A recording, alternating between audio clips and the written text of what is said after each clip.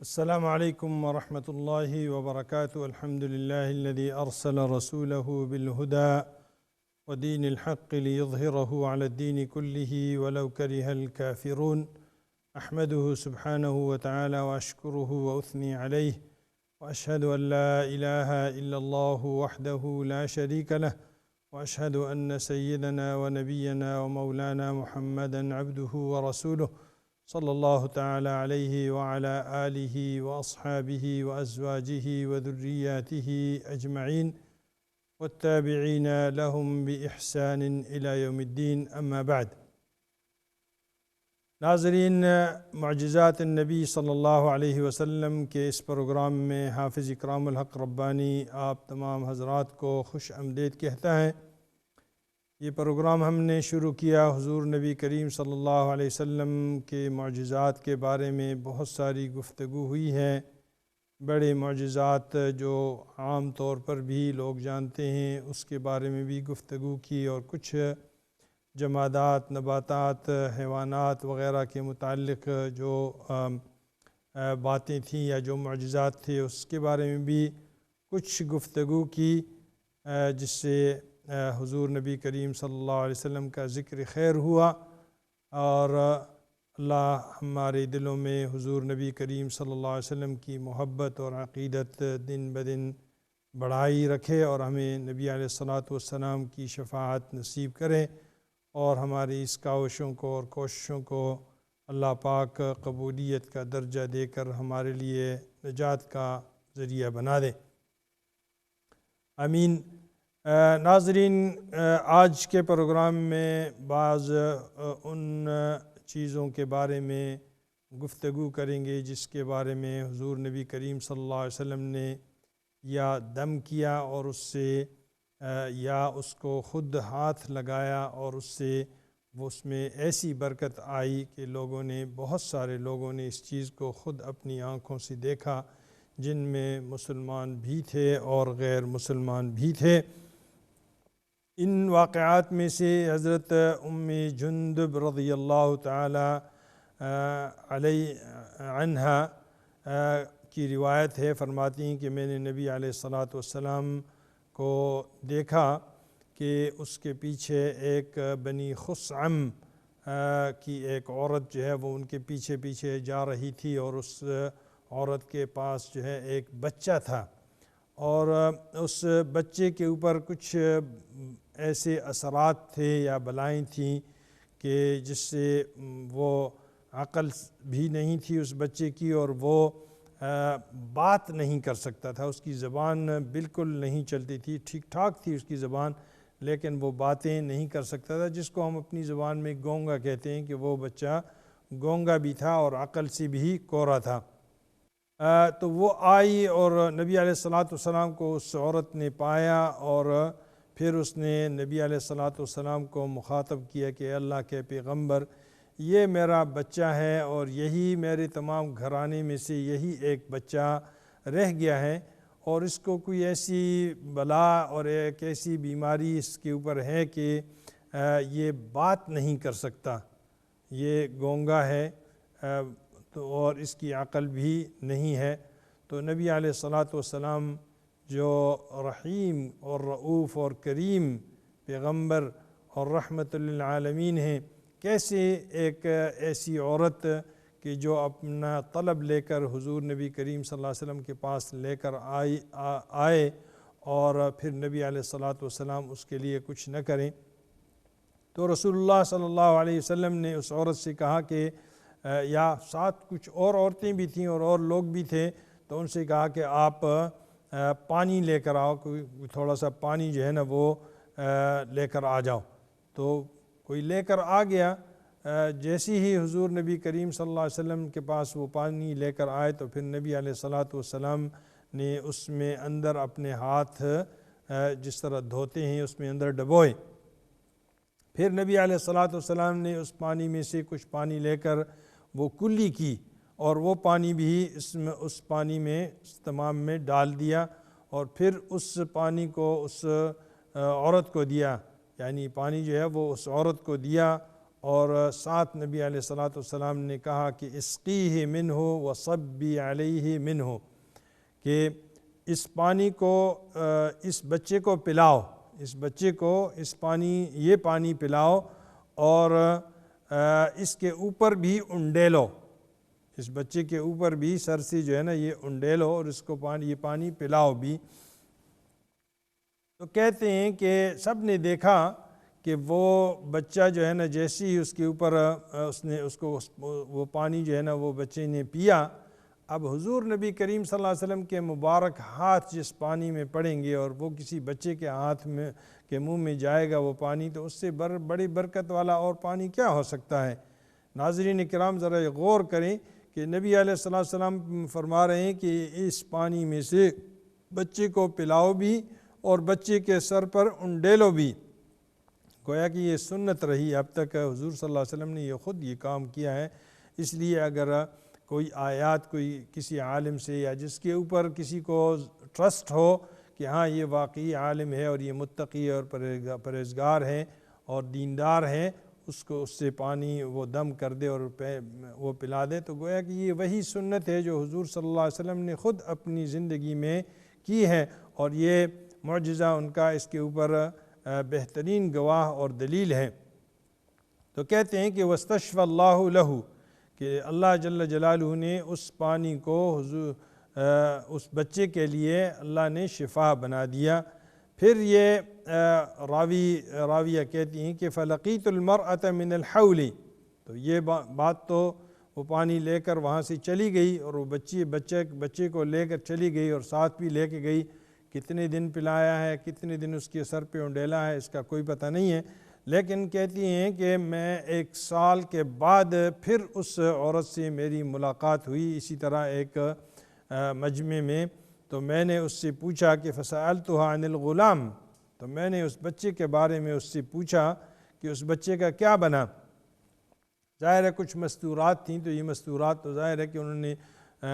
اس عورت نے تو پانی لے لیا اور کچھ اس کو پلا بھی دیا اور کچھ وہ لے کر ساتھ چلی گئی، اور یہ عورتیں بھی اپنے اپنے گھروں کی طرف چلی گئی ہیں، اور وہ حلقہ درس ہوگا۔ یہ واقعہ چونکہ ہجرت کے بعد مدینہ منورہ میں یہ واقعہ پیش آیا، اور لگتا ہے اس روایت سے یہی ہے کہ یہ حضور نبی کریم صلی اللہ علیہ وسلم جب مسجد نبوی میں تشریف فرمائیں تو شاید وہاں یہ واقعہ پیش آیا ہے۔ تو اس عورت نے 1 سال بعد جب پھر ملی ہے تو جب پوچھا گیا اس سے، تو اس عورت نے کہا کہ برأ وعقل عقلا لیس کعقول الناس، وہ تو ایسے جو ہے نا وہ اس کو شفا ملی ہے، اور وہ ایسے بچہ جو ہے وہ ایسے ہو گیا ہے کہ اتنی زبردست باتیں کرتا ہے اور اتنا عقل مند ہو گیا ہے کہ اس جیسی عقل کسی لوگوں کے پاس ہے ہی نہیں ہے۔ اتنا سنجیدہ اور اتنا عقل مند بن گیا ہے وہ بچہ کہ اس جیسا عقل کوئی اور رکھتا ہی نہیں ہے۔ یعنی اللہ نے اس کو اتنی فہم اور فراست دے دی ہے، اور اتنی اس کو عقل مندی اللہ پاک نے اس نبی علیہ الصلوۃ والسلام کے ہاتھ ڈالنے اور اپنے کلی کر کے اس پانی میں ڈالنے سے جو اللہ نے اس میں برکت رکھی، وہ اس کے لیے عقل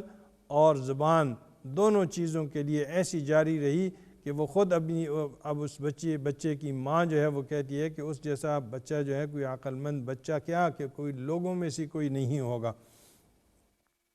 اسی طرح ایک اور معجزہ حضور نبی کریم صلی اللہ علیہ وسلم کا بھی ہے، اور وہ یہ ہے کہ جس کو محمد ابن ایاس ابن سلمہ اپنے والد سے اور وہ اپنے دادا سے جو ہے نا اس کو روایت کرتے ہیں کہ رسول اللہ صلی اللہ علیہ وسلم ایک دفعہ جو ہے وہ کچھ لوگ تھے اور وہ رمی یعنی وہ جس کو ہم تیر اندازی وغیرہ کہتے ہیں تو وہ کر رہے تھے، کچھ کھیل رہے تھے، تو نبی علیہ الصلوۃ والسلام ان کے قریب سے جب گزرے تو نبی علیہ الصلوۃ والسلام نے اس کھیل کو دیکھا تو اسے پسند فرمایا کہ اس نے کہا، نبی علیہ الصلوۃ والسلام نے کہا کہ یہ بہت اچھا لہو ہے، حسن ھذا اللہو، 2 دفعہ یا 3 دفعہ یہ کہا، اور 2 پارٹیاں بنی ہوئی تھیں کہ وہ بھی اس کو پھینک رہے تھے اور یہ پارٹی بھی اور یہ پارٹی بھی، اور پھر دیکھ رہے تھے کہ کس کی پارٹی جو ہے وہ نشانے پر لگتی ہے اور کس کی جو ہے نا وہ نشانے پر نہیں لگتی۔ تو نبی علیہ السلام نے کہا کہ یہ بہت اچھا کھیل ہے اور پسند فرمایا، اور پھر کہا کہ میں بھی جو ہے نا آپ بھی یہ پھینکو اور میں بھی پھینکتا ہوں، لیکن میں ابن الاذرع جو ہے نا اس کے ساتھ ہوں۔ ایک پارٹی جو تھی اس کا جو کیپٹن تھا، جس کو ہم آج کل کی زبان میں کہہ سکتے ہیں کیپٹن اس ٹیم کا اور کیپٹن جو ہے اس ٹیم کا، تو نبی علیہ السلام نے اس ٹیم کو سلیکٹ کیا جس کا کیپٹن ابن الاذرع تھا۔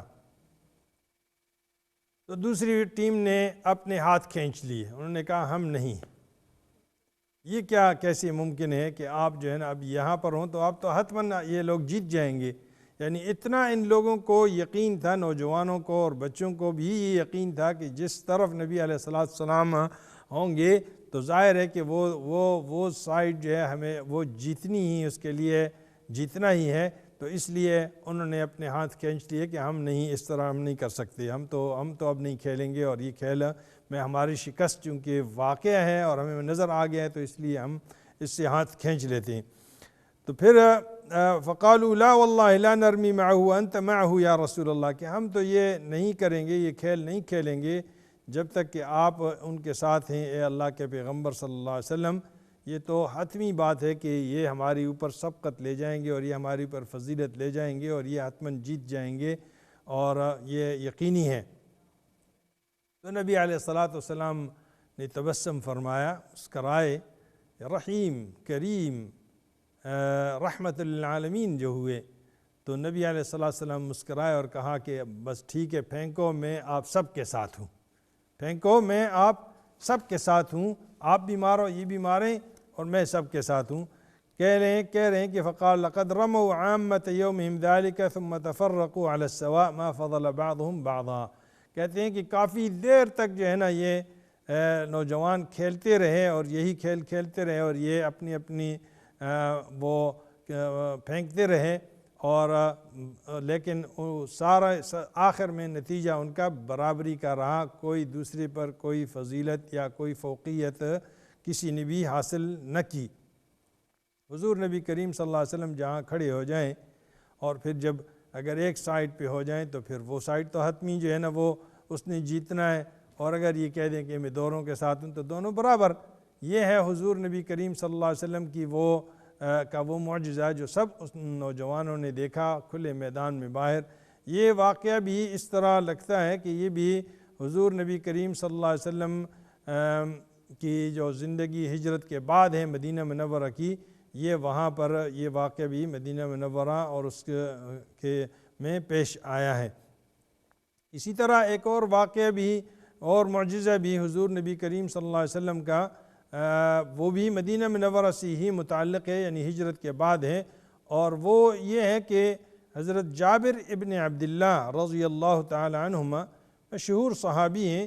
کئی احادیث کے راوی ہیں، یعنی جو مکثرین روایات میں سے ہے، جن صحابہ کی روایات احادیث میں کثرت سے پائی جاتی ہیں، ان میں سے ایک جابر ابن عبداللہ رضی اللہ تعالی عنہما بھی ہیں۔ ان کے والد وہ بھی صحابی تھے اور وہ جنگ احد میں کام آ گئے تھے، جنگ احد میں ان کو شہادت نصیب ہوئی تھی، اور یہ جابر ابن عبداللہ بچہ تھا، ابھی چند سالوں کے تھے، یہ پوری جوانی تک ابھی پہنچنے والے تھے، تو یہ اس سٹیج میں تھے، اور ان کے والد جب شہید ہوئے تو پھر گھر کا سارا بوجھ جو ہے نا اس نوجوان کے اوپر جو ہے نا یہ آ پڑا، خصوصاً جب کہ اس کی 6 بہنیں تھیں اور یہ ان کا اکلوتا بھائی تھا، 6 بہنوں کا یہ اکلوتا بھائی تھا، اور 6 کے 6 گھر بیٹھی ہوئی تھیں ابھی سب، یعنی کچھ اس سے بڑی ہے کچھ اس سے چھوٹی ہے نا، وہ سب ابھی ان کی شادی نہیں ہوئی، تو یہ اس کی ان سب 6 بہنوں کی ذمہ داری اور ماں کی ذمہ داری، سارے اپنے والد کے کام کاج کی ذمہ داری ساری اس نوجوان پر پڑی۔ اس کے باوجود اس کی حرص اور طمع کو دیکھ لیں کہ یہ حضور نبی کریم صلی اللہ علیہ وسلم کی مجلس میں ہمیشہ رہا کرتے تھے، اور اس لیے مکثرین من الحدیث میں سے ہیں کہ ان صحابہ میں سے ہیں کہ جنہوں نے کثرت سے روایات کی ہیں۔ تو یہ جب ان کے والد احد میں شہید ہوئے اور اپنے پیچھے جو ہے نا وہ 6 بچیاں بھی چھوڑیں، اس کے علاوہ اس کے اوپر بہت سارا قرضہ بھی تھا، بہت زیادہ اس کے اوپر قرض بھی تھا جو اس نے چھوڑا، کوئی تقریباً 30 وسق تھا۔ 30 وسق کا مطلب یہ ہے کہ ٹنوں کے حساب سے آپ یہ سمجھ لیں، کیونکہ ایک وسق تقریباً جو ہے نا وہ 31 اردب ہوتا ہے، اور ایک اردب جو ہے وہ تقریباً 20 سے 40 سے 50 کلو تک جو ہے نا یہ ہوتا ہے، بلکہ اس سے زیادہ۔ تو یہ سمجھ لیں کہ ٹنوں کے حساب سے اس کے اوپر، کیونکہ اس وقت زیادہ سے زیادہ یہ یا دراہم اور دینار وغیرہ یہ چیزیں ہوتی تھیں، یا دوسرے کے اوپر جو ہے نا اس طرح اناج لیا ہوا ہوتا تھا۔ تو اناج عموماً چونکہ مدینہ منورہ کی بستی اور اس کے آس پاس جو اناج تھا وہ کھجور ہی تھے، تو ایک دوسرے سے کھجور لے لیا کرتے تھے، ادھار لے لیا کرتے تھے کہ جب میرے باغ سے یہ کھجور آئے گی تو میں آپ کو واپس کر دوں گا، اور وغیرہ وغیرہ، اس طریقے سے یہ اپنا وہ کام کرتے تھے۔ تو چونکہ عیالدار آدمی تھا، 7 بچے اس کے، بیوی اس کی، تو اس لیے اس کو اپنی زندگی میں اتنا جو ہے نا وہ ٹنوں کے حساب سے یہ لینا پڑا تھا، جو خود بھی اس نے خرچ کیا ہوگا اپنے اوپر، اور اس کی تجارت کی ہوگی یا کچھ بھی کیا ہوگا، لیکن یہ ہے کہ یہ اس کے اوپر دین آ گیا تھا، یہ اس کے اوپر قرض رہ گیا تھا، جو لکھتے تھے یا معلوم ہوتا تھا کہ بھئی میرے اوپر اس فلانے کا اتنا قرضہ ہے، اتنے وسق ہے، اتنے اردب ہے، اتنے، تو ٹوٹل جو ہے تقریباً وہ 30 وسق تھا۔ اور جو دینے والے تھے، جن کا قرض دار تھے، جن کا یہ مقروض تھا، وہ اپنی چیز کو لوٹانے کے لیے وہ ہر وقت ان کے گھر کے چکر لگاتے تھے، اور ہر ایک اپنے اپنے طریقے سے اور اپنے طور سے وہ ان کے اوپر پریشر ڈالنے کی کوشش کر رہے تھے، کیونکہ اب ایک شخص مر گیا ہے تو ظاہر ہے کہ وارثین جو ہے نا وہ اس کے ذمہ دار ہوتے ہیں۔ تو پھر بعض لوگ تو جو ہے نا یہ سمجھتے ہیں کہ یہ ہم اس کا نہیں دیں گے، لیکن یہ اس کے اوپر باقی رہتا ہے۔ بہت ساری احادیث اس میں وارد ہیں کہ حضور نبی صلی اللہ علیہ وسلم نے بہت سارے ایسے لوگوں کا جنازہ تک نہیں پڑھایا جن کے اوپر کچھ دین تھا، کچھ قرض تھا، اور کچھ اس نے دینا تھا، جب تک کہ وہ ادا نہیں ہوئی یا اس کے لیے کسی شخص نے ذمہ داری نہیں لی۔ تو یہ لوگ بھی اسی طرح اس نوجوان کے اوپر پریشر ڈالتے تھے، اور ہر وقت اپنی چیز طلب کرنے کے لیے وہ اس کے پاس آتے تھے اور اسے کہتے تھے کہ ہماری چیز دے دو۔ تو نبی علیہ السلام کے پاس یہ آئے، حضرت جابر ابن عبداللہ رضی اللہ تعالی عنہما یہ آئے، اور نبی علیہ السلام سے کے پاس اپنا مدعا جو ہے وہ پیش کیا، اور کہا کہ اس طرح میرے والد صاحب تو آپ کو معلوم ہے کہ وہ جنگ احد میں شہید ہو گئے ہیں، اور میں پیچھے میں ہوں، اور میرے ساتھ 6 میری بہنیں ہیں اور میری والدہ ہیں، اور ہمارا جو باغ ہے وہ بہت ہی کم ہے، اور جس میں سے کچھ وہ جو ہے نا اتنے کھجور جو ہے نا اتنی کھجور ہوتی نہیں ہے کہ ہمیں بھی پوری ہو جائے، تو میں کیا کروں؟ میرے اب جو ہے نا لوگ جو ہے نا وہ جن کے حقوق ہیں میرے والد کے اوپر، وہ بار بار مجھے تنگ کر رہے ہیں اور مجھ سے مطالبہ کر رہے ہیں، اور وہ حق بجانب ہیں۔ تو نبی علیہ السلام نے کہا کہ جب نخل یعنی اس کا موسم ہو جائے اپنے کھجوروں کا، تو پھر میرے پاس آ جاؤ۔ تو فلما جب وہ موسم قریب ہوا اور کھجور جو ہے وہ اب تھوڑی تھوڑی پکنے لگ گئیں، اور وہ اس میں تو یہ وقت آیا، تو کہتا ہے حضرت جابر ابن عبداللہ رضی اللہ تعالیٰ عنہ کہتے ہیں کہ میں آیا نبی علیہ السلام کے پاس، اتیت رسول اللہ صلی اللہ علیہ وسلم فقلت یا رسول اللہ، اور میں نے کہا کہ اللہ کے پیغمبر صلی اللہ علیہ وسلم قد علمت ان والدی استشہد یوم احد، آپ کو معلوم ہے پہلے بھی بات کی ہے کہ میرے والد صاحب جنگ احد میں شہید ہو گئے، وَنَرَاكَ عَلَيْهِ وَتَرَكَ عَلَيْهِ دَيْنًا كَثِيرًا، اور اپنے پیچھے جو ہے نا بہت سارا وہ قرض چھوڑ گئے ہیں، وَإِنِّي أُحِبُّ أَنْ يَرَاكَ الْغُرَمَاء، اور میں چاہتا یہ ہوں کہ جن کے اب یہ حقوق ہیں وہ آپ کو دیکھ لیں، آپ اگر آ جائیں۔ تو نبی علیہ السلام نے فرمایا اذهب فبیدر ای قسم التمر، تو نبی علیہ السلام نے کہا کہ ٹھیک ہے آپ جاؤ اور جو آپ نے کھجوریں جو ہے نا وہ اتاری ہیں اس کو تقسیم کرو، ہر جو کھجور ہے کا دانہ ہے وہ دوسرے سے علیحدہ کرو۔ کہتے ہیں کہ میں آیا اور ففعلت، میں آیا اور میں نے وہ ساری کھجوریں جتنی بھی ہماری ہوئی تھیں وہ میں نے ایک ایک دانہ کر کے علیحدہ کر کے اس طرح ساری جو ہے نا وہ اسپریڈ کر دی اور وہ وہاں پھیلا دی۔ تو پھر میں نے نبی علیہ السلام سے کہا ثم دعوت فغدا علینا حین اصبح، تو دوسرے دن جب صبح ہوئی تو نبی علیہ السلام آئے، فلما نظروا الیہ اغروا بہ تلک الساعہ، جب وہ انہوں نے نبی علیہ السلام کو دیکھا کہ وہ آ گئے ہیں تو وہ ان کا مطالبہ اور جو ہے نا وہ تیز ہوا۔ فلما رأى ما يصنعون طاف حول اعظمها بیدرا ثلاثا،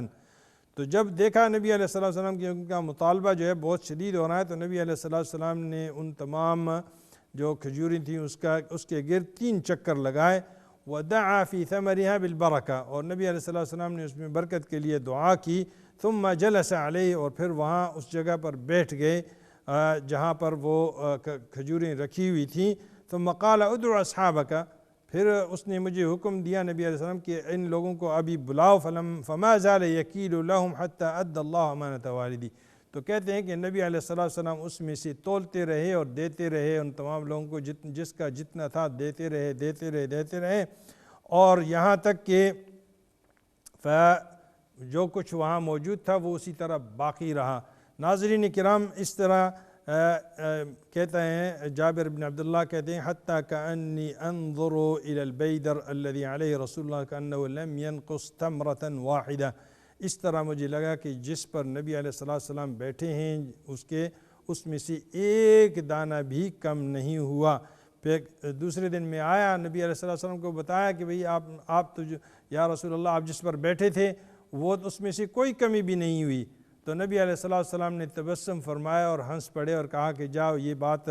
ابو بکر اور عمر رضی اللہ تعالی عنہما کو بتا دو۔ تو میں ان کے پاس گیا اور ان کو یہ بتا دی۔ یہ ہے حضور نبی کریم صلی اللہ علیہ وسلم اپنے ہاتھ سے تولیں اور دیں اور اس میں کمی آ جائے، یہ ہے وہ معجزہ جس کو بہت سارے لوگوں نے دیکھا، جس میں اپنے بھی تھے، مسلمان بھی تھے، مومن بھی تھی، صحابہ بھی تھے اور غیر مسلم کافر بھی تھے۔ ناظرین کرام، چونکہ وقت ہمیں اجازت نہیں دیتا کہ باقی تفصیل میں جائیں، اللہ جل جلالہ ہماری کاوشیں اور کوششیں